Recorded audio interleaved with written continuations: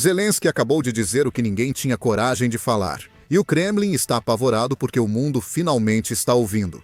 Por meses, Putin tentou convencer seu povo de que sua parceria com a China é uma amizade entre iguais. Mas a verdade é muito mais sombria. Putin não está mais apenas vendendo petróleo para Pequim. Ele está vendendo a soberania da Rússia. Não estamos falando apenas de acordos comerciais. Estamos falando de território literal. Mapas chineses já estão renomeando cidades russas, e negociações estão sendo abertas para dar acesso a navios chineses aos rios russos. Como se isso já não fosse ruim o suficiente, a China agora está exigindo um desconto ainda maior no petróleo russo, um preço tão baixo que é praticamente um roubo. Putin fez da Rússia uma colônia de recursos para sobreviver mais um mês nesta guerra, deixando de ser uma potência regional. E o pior de tudo é que o próprio povo dele está começando a perceber e a se manifestar. Então, vamos analisar essa traição agora. Tudo começou com a declaração que Zelensky fez há 2 semanas. Ouça. Na história da Rússia, nunca se entregou a soberania à China ou a outra nação mais forte assim. É impressionante o quanto Putin está disposto a pagar só para evitar encerrar essa guerra. Mas o mundo ainda pode acabar com a guerra e obrigar a Rússia a fazer o mesmo. A paz é necessária. A paz é necessária. Nós sabemos que isso é a verdade. Entre 2021 e 2024, o comércio entre China e Rússia cresceu 66%. Como vocês devem imaginar, a Rússia exporta petróleo, gás e energia para a China, que retribui com exportações próprias. Vocês sabem, tecnologia, bens de consumo, carros e principalmente bens de uso duplo como máquinas, ferramenta e semicondutores. Esses bens de uso duplo podem estar em itens de consumo, mas a Rússia também pode usá-los para o seu complexo militar industrial. Para a Rússia, isso é essencial para sua sobrevivência. Por que desmontam essas máquinas de uso duplo e usam os chips em mísseis, drones e tudo que o exército precisa? A Rússia não tem outra maneira de conseguir isso além da China. E é por isso que a Rússia é meio dependente da China. Mas o mesmo vale para as exportações russas também. Porque, devido às sanções ocidentais, a Rússia tem poucos compradores alternativos para suas matérias-primas e produtos energéticos. Isso significa que, mesmo que o comércio esteja aumentando nos 2 sentidos, é realmente a Rússia que está dependente. Analisando os números, 34% das exportações da Rússia vão para a China, enquanto só 4% das exportações chinesas vão para a Rússia. Putin sabe que precisa mais da China do que a China precisa da Rússia, e pior ainda, Xi Jinping também sabe disso. Isso dá muita vantagem para a China, e eles estão aproveitando isso. Ele está tentando construir um império na era do nacionalismo. Bem, isso não vai dar certo. Ele envia todo o seu armamento para a Ucrânia, deixando a Sibéria desprotegida, enquanto Xi Jinping já havia avançado antes da guerra na Ucrânia. É isso. A iniciativa do Cinturão e Rota está afastando a antiga esfera de influência russa na Ásia Central. E Putin está apostando nessa jogada de guerra direta. Quando a Rússia está fraca e a China está forte, isso se torna especialmente prejudicial. Você pode se perguntar, por que isso importa? Bem, a Rússia tem exatamente a Sibéria, tem exatamente os recursos que a China agora precisa e cobiça, e quer tê-los de forma contígua para que outras pessoas não possam interferir. E, em particular, eles querem água porque esgotaram o lençol freático no norte da China. E o Lago Baikal tem mais de 20% da água doce superficial do mundo. Se busca rapidez, essa é a melhor opção. E a China é conhecida por grandes projetos de água, né? Eles têm represado o Mekong e o Yangtze, já fizeram projetos hídricos massivos, então isso pode estar nos planos.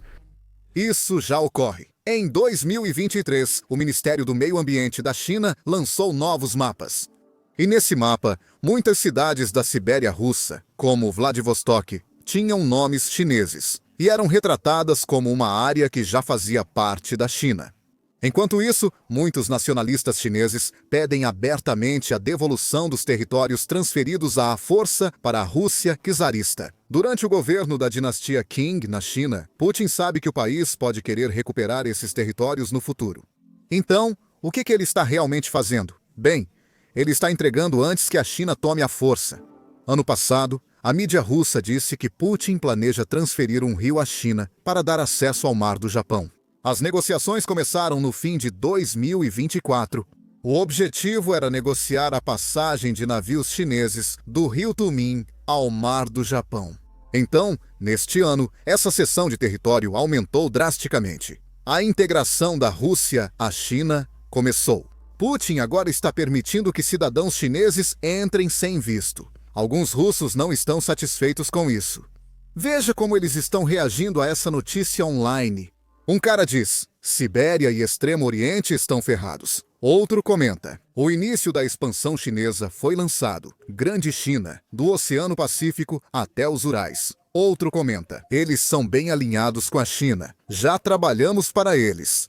Agora, não só cidadãos russos expressam insatisfação, até blogueiros de guerra russos criticam abertamente a ideia e chamam a Rússia de colônia de matéria-prima da China. Ouça só. Apenas uma semana atrás, senhor Seikin afirmou que a Rússia está pronta para se tornar uma base de recursos para a China, que se transformou em uma superpotência industrial. Estava segurando isso. Segundo ele, os recursos energéticos russos vão ajudar a China a atingir seus objetivos estratégicos. Resumindo, ele afirmou abertamente que somos e queremos ser fornecedores de matérias-primas para o desenvolvimento da China. Para o desenvolvimento da China, não para o desenvolvimento. Não para o desenvolvimento do nosso país, mas sim da China. Quero lembrar vocês que... E aqui, gostaria de lembrar vocês que sempre fomos um apêndice de recursos tanto para os países da OTAN quanto para a China. Não importa o que nos digam sobre buscar algum tipo de soberania, isso é dito diretamente. Nós éramos e continuamos sendo. E eles querem que isso continue indefinidamente, exportando nossos ativos nacionais, ativos esgotáveis para o exterior, para alcançar seus objetivos estratégicos, não os nossos. Eu já te disse. Eu já disse isso muitas vezes e dei exemplos. Basta ver o que a Rússia exporta atualmente para a China. São só matérias-primas e os produtos acabados são importados de volta para nós. É óbvio que tudo o que está acontecendo é simplesmente o desvio das matérias-primas do nosso país e também das nossas finanças. Em outras palavras, nós fomos e continuamos sendo uma colônia de matérias-primas. E, de acordo com o plano das autoridades, continuaremos sendo uma. Em qualquer conflito armado do futuro, as autoridades russas vão jogar carne contra aço, ou seja, nossos soldados, você e eu, vamos lutar. Robôs, onde um operador controla um esquadrão de robôs no relatório da China. Robôs. E adivinha só, essa queda só vai acelerar em 2026. Porque a economia russa está literalmente desaparecendo. E o governo russo não tem dinheiro suficiente para continuar financiando essa guerra que Putin começou. Veja este relatório, publicado há 5 dias, em 19 de dezembro. A arrecadação de impostos da Rússia com petróleo pode atingir o menor nível desde o início da invasão em janeiro. Por quê? Bem, dá uma olhada nisso. A China agora quer descontos maiores pelo petróleo que está comprando da Rússia. E é por isso que o petróleo russo agora está sendo negociado abaixo de $35 por barril. Só para comparar, o petróleo bruto está atualmente sendo negociado a $58 por barril. Antes da invasão, esses dois tipos de petróleo tinham praticamente o mesmo preço, com diferença de alguns centavos. Agora, há quase $22 de desconto se você estiver comprando o petróleo russo. Esse é o menor preço que o petróleo russo atingiu desde a pandemia. As empresas russas estão reduzindo tantos preços porque os aliados da Rússia estão abandonando ou recusando os pedidos feitos. A Rússia devia saber que isso ocorre ao invadir seus melhores clientes e depender apenas do dinheiro chinês.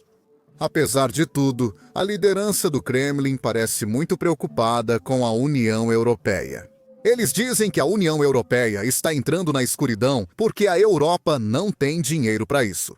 Luzes de Natal na época do Natal. Na verdade, provamos que é só uma mentira da Rússia. E veja quem mais tenta desmentir isso. Cidadãos russos agora postam vídeos de cidades russas dizendo: olha, são as cidades russas que não têm iluminação de Natal. Dá uma olhada. Ao mesmo tempo, na União Europeia, a onda de economia começa até mesmo na iluminação de Natal nas cidades da Europa. Eles são obrigados a abandonar a iluminação festiva das ruas por lá. Energia para pagar a conta de luz?